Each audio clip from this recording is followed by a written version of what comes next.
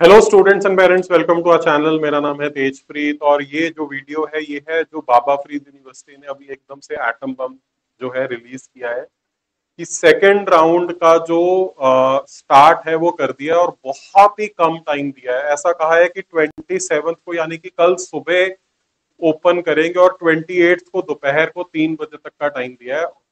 सिर्फ 1.5 दिन का टाइम जो है मिला है। तो बहुत सारे क्वेश्चंस हैं जो बच्चे पूछ रहे हैं, बहुत सारी कॉमन गलतियां हैं जिसको लेकर के बातचीत हो रही है। तो इसके अंदर एक तो हम इस वीडियो में ये डिस्कस करेंगे। सेकंड हम बात करेंगे वैकेंसी पोजीशन।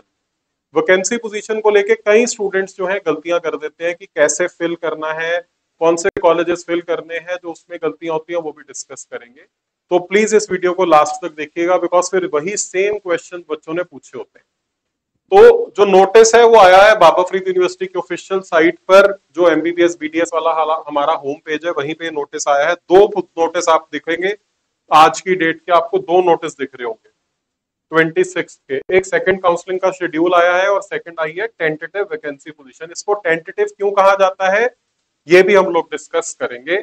सबसे पहले इस नोटिस को देख लेते हैं। नोटिस मैंने आप लोगों के लिए यहाँ पे जो है वो स्टार्ट कर दिया हुआ है। हम लोग एक बार नोटिस को देख लेते हैं, पढ़ लेते हैं। तो जो डिस्प्ले होना था वैकेंसी पोजीशन का वो 27 को होना था, वो 26 को ही आ गया है, आज ही आ गया है, राइट। अब ये सेकंड पॉइंट है जहां पे कई बच्चे गलती कर रहे हैं। क्या चीज है 27 28, ये 1.5 दिन का सर क्या चक्कर है? क्यों सब लोग इतना पैनिक कर रहे हैं, क्यों सब लोग इतनी जो है वो भागदौड़ कर रहे हैं? फटाफट से समझते हैं। Date of fresh online registration. Fresh किसने करना है बेटा? जिसने पहले रजिस्टर नहीं किया था। 2 बार रजिस्ट्रेशन नहीं करनी है। उन्हीं बच्चों ने जिन्होंने फर्स्ट राउंड में रजिस्टर नहीं किया था, सिर्फ उन्हीं बच्चों को दोबारा से रजिस्टर करना है। तो सर जिन बच्चों ने रजिस्टर कर लिया था उनका कोई काम नहीं है? नहीं बेटा, ऐसा नहीं है। उन बच्चों ने क्या करना है? उन्होंने अपना सिक्योरिटी डिपॉजिट पे करना है बेटा, ठीक है जी। सिक्योरिटी डिपॉजिट पे करना है और दूसरा आपने अपनी विलिंगनेस सबमिट करनी है। आपने अपनी विलिंगनेस जो है ये सबमिट करनी है along with security deposit for second round. तो ये दो चीजें करनी बड़ी जरूरी हैं। अगर कोई बच्चा जो फर्स्ट राउंड में रजिस्टर्ड था इस 1.5 दिन की विंडो में, अनलेस एंड अनटिल की बाबा फरीद यूनिवर्सिटी इसको एक्सटेंड करती है, इस 1.5 डेज की जो विंडो है इसके अंदर अगर बच्चा अपनी विलिंगनेस सबमिट नहीं करता, और विलिंगनेस सबमिट करने से पहले आपको सिक्योरिटी डिपॉजिट पे करना है। कितना अमाउंट है? जो गवर्नमेंट सीट सिर्फ अप्लाई करना चाहते हैं गवर्नमेंट कॉलेजेस में, उनके लिए 10,000 ही अमाउंट है बेटा। उनके लिए कितना है? उनके लिए अमाउंट है बेटा 10,000। और जो बच्चे प्राइवेट कॉलेजेस में भी अप्लाई करना चाहते हैं, चाहे वो प्राइवेट कॉलेज की गवर्नमेंट सीट ही क्यों ना हो, जिसको हम सेमी गवर्नमेंट सीट भी बोल देते हैं, आपको 2 लाख रुपए डिपॉजिट करवाने हैं। रिजर्व कैटेगरीज के एससी के स्टूडेंट्स के लिए ये अमाउंट ऑलमोस्ट हाफ है, राइट। तो ये अमाउंट आपको जो है वो पे करने हैं। कब से पहले? 28 से पहले पहले दोपहर को 3 बजे तक का टाइम दिया गया है बेटा। अब इसमें एक बहुत कंफ्यूजन हो रही है बहुत सारे स्टूडेंट्स को कि ये पेमेंट करनी कैसे है। कई लोग बाबा फरीद यूनिवर्सिटी का अकाउंट मांग रहे हैं, कुछ लोग कह रहे हैं कैश लेके जाना है, चेक लेके जाना है। बेटा ना तो यूनिवर्सिटी आपको अपनी अकाउंट डिटेल्स देगी, ना ही आप चेक या डीडी के माध्यम से पे कर सकते हैं, ना ही आप कैश दे सकते हैं। ये डिजिटल पेमेंट होगी। और जनरली जो 2 लाख अमाउंट है वो 2 लाख अमाउंट जो है वो स्कैनर से मोस्टली केसेस में नहीं होता है, बिकॉज वहां पे 50,000 या कुछ केसेस में 1 लाख की लिमिट रहती है। तो जो बेस्ट मेथड रहने वाले हैं वो रहने वाले हैं क्रेडिट कार्ड, डेबिट कार्ड या नेट बैंकिंग। अब इसमें आपको इंश्योर करवाना है कि आपने जो ये पेमेंट करनी है उसके लिए आपकी जो अकाउंट की लिमिट्स है फॉर दिस ट्रांजैक्शन वो एक्टिवेट हो। बहुत सारे लोग गलतियां करते हैं, लास्ट मोमेंट में फंसते हैं, और यहाँ पे गलती का स्कोप नहीं है बिकॉज सिर्फ 1.5 डेज की बेटा विंडो है। तो आपने इंश्योर करना है, आपने पक्का करना है कि आपके नेट बैंकिंग में या डेबिट कार्ड और क्रेडिट कार्ड में ई कॉमर्स ट्रांजेक्शन, जो ऑनलाइन ट्रांजेक्शन होती हैं, ई कॉमर्स ट्रांजेक्शन वो एक्टिवेटेड है। और उसकी लिमिट जो है, अगर आपने 2 लाख पे करना है तो 2,05,000 तक हो, बिकॉज 2 लाख के ऊपर कई बार चार्जेस लग जाते हैं। जिन बच्चों ने फर्स्ट राउंड की सीट ज्वाइन कर ली है उनका अमाउंट एडजस्ट हो जाएगा। ऐसा मैंने अपनी एक वीडियो में आपसे जो last to last video share की थी उसमें डिस्कस कर दिया था, जिसमें अपग्रेडेशन और सिक्योरिटी डिपॉजिट था। जिस भी स्टूडेंट को कंफ्यूजन है वो उस वीडियो को दोबारा से बेटा चेक कर सकता है। ठीक है, चलो जो लास्ट डेट है, आगे बढ़ते हैं। सभी कैंडिडेट्स चाहे वो ऑलरेडी रजिस्टर्ड थे चाहे जो फ्रेश थे, जो लास्ट डेट है विलिंगनेस सबमिट करने की वो है 28 तारीख को शाम को 5 बजे। पेमेंट करने के लास्ट टाइम 3 o'clock है, रजिस्ट्रेशन का लास्ट टाइम 3 बजे तक है और विलिंगनेस सबमिट करने का जो है शाम को 5 बजे तक का टाइम है। ये अमाउंट्स आ गए जो मैंने बात की थी। गवर्नमेंट कॉलेजेस के लिए 10,000 रुपए, SC ST कैंडिडेट्स के लिए 5,000 रुपीज, प्राइवेट कॉलेजेस के लिए सभी के लिए 2 लाख रुपए 2 लाख रुपीज, और गवर्नमेंट और प्राइवेट अगर दोनों कॉलेजेस में अप्लाई करना है तो भी 2 लाख रुपए। तो हायर ऑफ द टू जो ज्यादा है वो अमाउंट हमारे को जो है वो पे करना है। ठीक है जी। अच्छा, और कई बच्चे पूछ रहे हैं कि सर अगर हमारे को कोई चेंजेस कर रहे हैं, हमने राउंड 1 में लेट से किसी बच्चे ने जनरल कैटेगरी में फिल किया था, अब वो EWS में जाना चाहता है या वाइस वर्सा या किसी भी और कैटेगरी में, तो उनको भी चेंज करने का ऑप्शन दिया गया है। Already registered candidates of first round counselling, और अगर कोई फ्रेश रजिस्टर हुए हैं जो कुछ भी अपना जो है वो एडिट करना चाहते हैं, कोई भी डिटेल अगर एडिट करना चाहते हैं, जैसे कि अपनी कैटेगरी एडिट करना चाहते हैं, मैं इसमें कलर दूसरा कर देता हूं ताकि हाईलाइट हो जाए, कैटेगरी करना चाहते हैं, मिनॉरिटी कोटा करना चाहते हैं या कोई भी और पर्टिकुलर्स करना चाहते हैं, ठीक है, ऐसे बच्चों को क्या करना है? ऐसे बच्चों को पर्सनली विजिट करना है। पर्सनली विजिट करना है, कहां विजिट करना है? एडमिशन ब्रांच बाबा फरीद यूनिवर्सिटी, ठीक है जी। 28 तारीख को आपने विजिट करना है दोपहर को 3 बजे से पहले पहले, along with relevant proof, proof के साथ आप लोगों को जाना है। ईमेल के थ्रू कोई भी रिक्वेस्ट जो है वो एंटरटेन नहीं की जाएगी। ईमेल के थ्रू कोई भी बेटा जो रिक्वेस्ट है वो एंटरटेन जो है वो नहीं की जाएगी। समझ में आ रहा है आपको? ठीक है।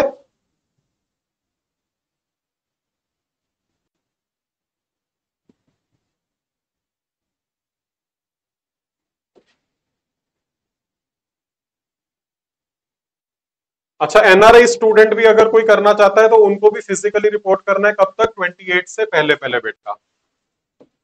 अब जो माइनॉरिटी वाले स्टूडेंट्स हैं बेटा, उनके लिए बहुत इंपॉर्टेंट है। उनके लिए क्या इंपॉर्टेंट है कि जो माइनॉरिटी वाले स्टूडेंट्स हैं बेटा, है ना, एक सेकंड बेटा, चलिए, जो माइनॉरिटी वाले स्टूडेंट्स हैं apply under Sikh minority, Christian minority, उनको अपनी रिस्पेक्टिव इंस्टीट्यूट SGRD और CMC में आपको विजिट करना है। कब? 27 से 28 के बीच में, 28 को शाम को 5 बजे से पहले पहले, और वो वेरिफिकेशन आपको करना जरूरी है। ऐसे बच्चे जो फर्स्ट राउंड में ऑलरेडी वेरीफाई करवा चुके थे, ऐसे बच्चों को दोबारा से जाने की जरूरत नहीं है। ठीक है। ऐसे बच्चे जिन्होंने फर्स्ट राउंड में माइनॉरिटी में रजिस्टर किया था लेकिन माइनॉरिटी स्टेटस वेरीफाई नहीं किया था, ऐसे बच्चे सेकेंड राउंड के लिए वहां पे विजिट कर सकते हैं। जो फ्रेशली अप्लाई कर रहे हैं वो बच्चे भी कर सकते हैं, जिन्होंने फर्स्ट राउंड में माइनॉरिटी में नहीं किया था वो बच्चे भी कर सकते हैं। ठीक है बेटा, तो ये कुछ इंपॉर्टेंट पॉइंट्स हैं जो आप लोगों को ध्यान में रखने हैं बच्चे। चलिए आगे देख लेते हैं, आगे क्या है। कौन से बच्चे एलिजिबल हैं सेकंड राउंड के लिए? कौन से ऐसे स्टूडेंट्स हैं जो सेकंड राउंड में पार्टिसिपेट कर सकते हैं? इसको भी देख लेते हैं। ऐसे बच्चे, ग्रुप 1 के ऐसे बच्चे जिनको फर्स्ट राउंड में कोई भी सीट नहीं मिली, उन्होंने अप्लाई किया था बट उनको कोई सीट नहीं मिली है, वो एलिजिबल है। दूसरा ग्रुप कौन सा है? जिन बच्चों को सीट मिली थी और उनकी सीट कैंसिल होगी डॉक्यूमेंट वेरिफिकेशन में किसी प्रॉब्लम के कारण, वो भी अप्लाई कर सकते हैं दोबारा से। थर्ड कौन सा ग्रुप है? ऐसे बच्चे जिनको फर्स्ट राउंड में सीट मिल गई थी, उन्होंने रिपोर्ट किया था कॉलेज में और अब आगे अपग्रेड कराना चाहते हैं। थर्ड कैटेगरी वो है बेटा। फोर्थ कैटेगरी, जिनको फर्स्ट राउंड में सीट मिली थी और लेकिन उन्होंने ज्वाइन नहीं किया, और ऐसे बच्चों का एक क्वेश्चन आ रहा है कि सर सेम कॉलेज दोबारा भर सकते हैं? आंसर इज यस, आप भर सकते हो।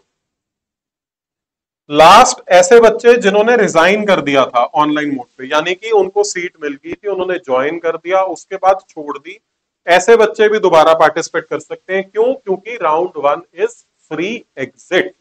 फर्स्ट राउंड क्या होता है बेटा? Free exit. अब जहां पे हम ये देख रहे हैं कि कौन कौन से बच्चे एलिजिबल हैं, हम ये भी चेक कर लेते हैं कि कौन से बच्चे जो हैं वो एलिजिबल नहीं है। ये भी चेक कर लेते हैं कि कौन से ऐसे स्टूडेंट्स हैं जो एलिजिबल ही नहीं है काउंसलिंग के लिए। ये भी चीज चेक कर लेते हैं। जिनके डॉक्यूमेंट्स एलिजिबिलिटी क्राइटेरिया के हिसाब से फुलफिल ही नहीं हो रहे, है ना, जैसे इंडियन सीट्स हैं, इंडियन सिटीजन ही नहीं है, या नीट क्वालिफाई नहीं किए हैं, या जो आपको 12th के रिस्पेक्टिव मार्क्स चाहिए होते हैं वो मार्क्स आपके नहीं है, ऐसे बच्चे जो है वो एलिजिबल नहीं है। और ऐसे बच्चे जिन्होंने राउंड 1 या राउंड 2 में रजिस्टर ही नहीं किया है, जो अभी आगे 2 दिन में भी रजिस्टर नहीं कर पाते हैं, विलिंगनेस नहीं दे पाते हैं, वो बच्चे भी जो है वो एलिजिबल नहीं है। ठीक है बेटा, चलिए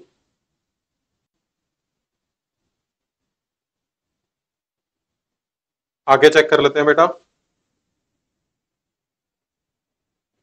चॉइस फिलिंग जो है ना बच्चे, चॉइस फिलिंग अभी स्टार्ट नहीं हुई है, लेकिन सबको करनी जरूरी है। चॉइस फिलिंग अभी स्टार्ट नहीं हुई है लेकिन सबको करनी जरूरी है। उसकी क्या डेट्स हैं वो आगे बताई जाएंगी, जो है वो डेट्स आगे आपको बताई जाएंगी। ठीक है ना, तो आपको चॉइस फिलिंग दोबारा से करनी पड़ेगी।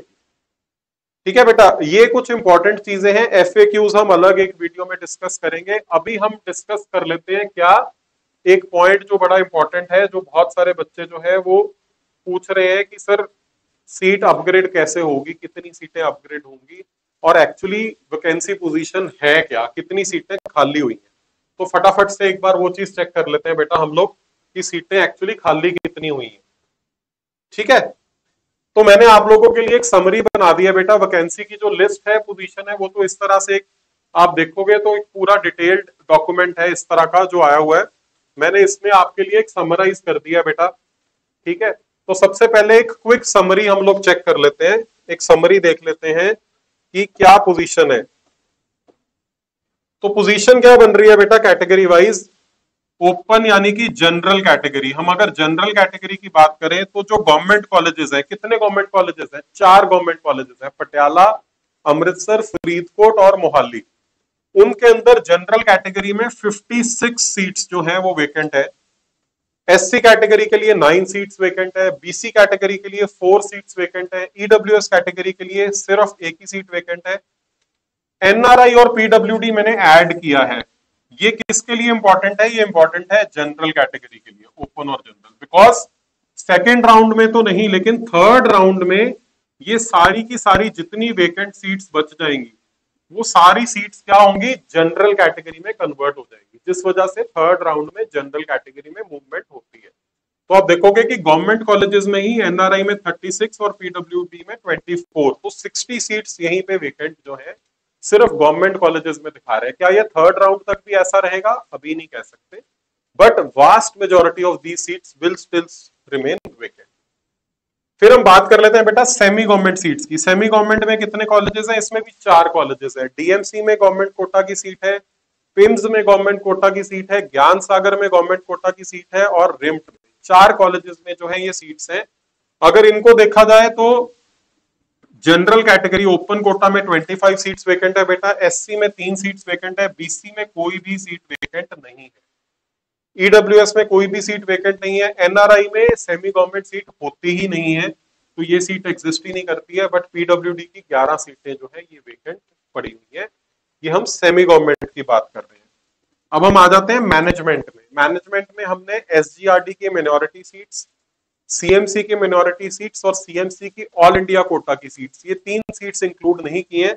अगर उनको छोड़ के बाकी सीट्स की बात की जाए तो जनरल कैटेगरी में 59 सीट्स वेकेंट है, एससी कैटेगरी में आप देखिए 57 सीट्स वेकेंट है यहाँ पर, बीसी कैटेगरी में भी यहाँ पे 15 सीट्स वेकेंट है, ईडब्ल्यूएस में कोई सीट वेकेंट नहीं है, एनआरआई में 87 सीट्स वेकेंट है बेटा, और 22 सीट्स जो है वो पीडब्ल्यूडी वाली जो है वो वेकेंट है।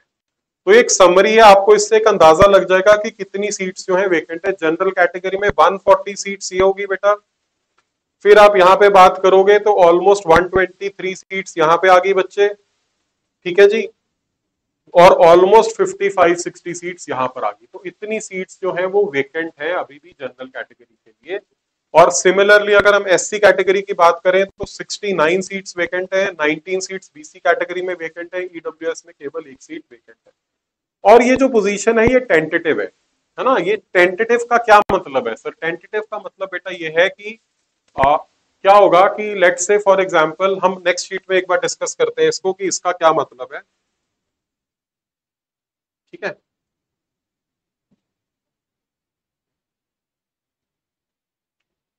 ये कॉलेज वाइज सीट्स है ना, जो हमने वहां पे बात की थी, ये उसी सीट्स का जो है वो कॉलेज वाइज ब्रेकअप है, ठीक है। विजिबल है ना?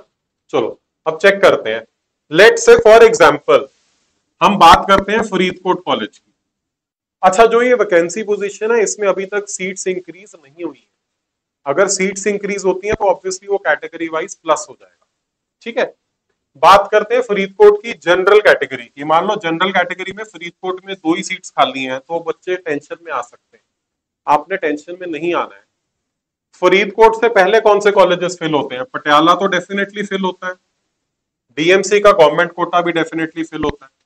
तो 34 प्लस 13 फरीदकोट वाले बच्चों के लिए एटलीस्ट 47 सीट्स तो डेफिनेटली वेकेंट है। बिकॉज क्या होगा बेटा, जो बच्चे आज फरीदकोट में बैठे हुए हैं उनमें से काफी स्टूडेंट्स ऐसे हैं जो पटियाला जाना चाहते हैं या जो डीएमसी जाना चाहते हैं। कुछ लोग फरीदकोट भी रहना चाहते हैं, बट काफी बच्चे ऐसे हैं जिनकी सेकंड या थर्ड चॉइस था फरीदकोट, या may be fourth fifth choice था।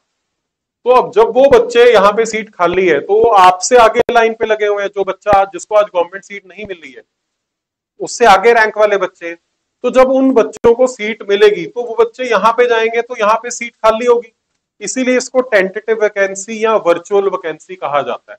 तो अगर आपको कहीं पे लगे कि डीएमसी मैनेजमेंट की एक ही सीट खाली है, तो अब डीएमसी गवर्नमेंट में 13 सीटें खाली हुई हैं, है ना। तो ऐसे कुछ बच्चे हो सकते हैं जो डीएमसी मैनेजमेंट वाले हो, जो आगे डीएमसी गवर्नमेंट में चले जाएं, या मे बी पिम्स गवर्नमेंट में चले जाएं, ज्ञान सागर गवर्नमेंट में चले जाएं, या किसी गवर्नमेंट कॉलेज में ही चले जाएं, राइट। तो ये सीट्स बढ़ती रहेंगी। तो हमारे लिए एक टोटल फिगर और जो कैटेगरी वाइज कोटा वाइज की गवर्नमेंट कॉलेजेस में कितने, वो फिगर ज्यादा इंपॉर्टेंट थी जो मैंने आपसे पहले शेयर की है, ये वाला। इससे हमें पता चल रहा है कि जो बच्चे सिर्फ गवर्नमेंट सीट के लिए लड़ाई लड़ रहे हैं उनके लिए जनरल कैटेगरी में 56 सीट्स अवेलेबल है। जो बच्चे सिर्फ गवर्नमेंट और सेमी गवर्नमेंट सीट्स की लड़ाई कर रहे हैं उनके लिए 56 प्लस 25, ठीक है जी, 81 सीट्स अवेलेबल है। और जो बच्चे, अभी हम सिर्फ जनरल कैटेगरी की बेटा बात कर रहे हैं, अभी हम बात कर रहे हैं केवल जनरल कैटेगरी की। और जो बच्चे कोई भी सीट लेना चाहते हैं जनरल कैटेगरी के लिए, उनके लिए ऑलमोस्ट 140 सीट्स प्लस मिनोरिटी वाली अलग है। सो 140 सीट्स ऐसे बच्चों के लिए अवेलेबल है। This is only general category. Similarly for every category we can find out कि कितनी कितनी सीट्स जो है वो बेटा अवेलेबल है, ठीक है। तो इस पे आपको समझ में आ रहा होगा कि कितनी सीट्स वेकेंट है। और जैसे मैं आपको बता रहा था कि ये वाली सीट्स पे ध्यान रखने की बहुत जरूरत है, स्पेशली ओपन कैटेगरी वाले बच्चों को, बिकॉज थर्ड राउंड में ये सीट्स वेकेट होके यहाँ पे वापस आने वाली है। सारी सीट्स नहीं आएंगी,